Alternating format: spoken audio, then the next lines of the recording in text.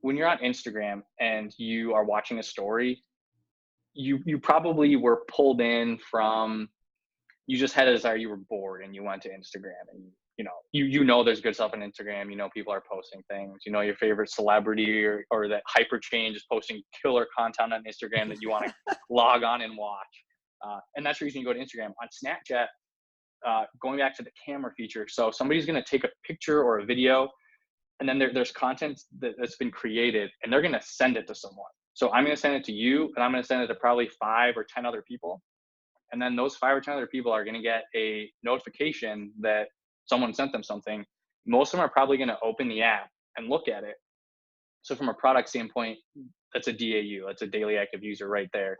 Most of the people who get sent the sample probably open it that day, maybe a couple days later.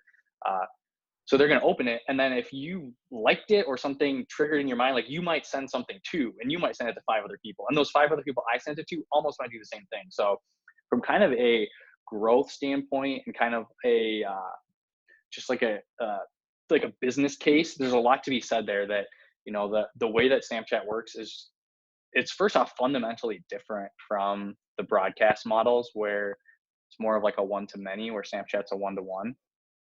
But then two, I mean, I think that's kind of why, that reason right there, that all these different people are sending notifications to each other, getting them to open the app. That's kind of why it survived the Instagram onslaught.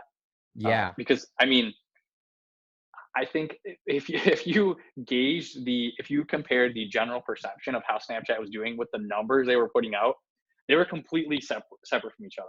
Like the consensus was Snapchat is dead. No one uses it.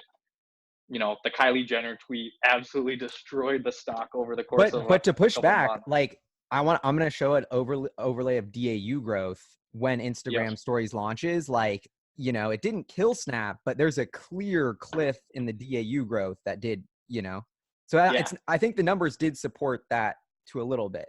I'm just playing Well, devil's I think advocate. that, yeah. And I think the reason that it didn't fall off of a cliff like most social products do, because a lot of the case with all these True. social products, especially with Snap, I mean, when it was going public, it was a fad.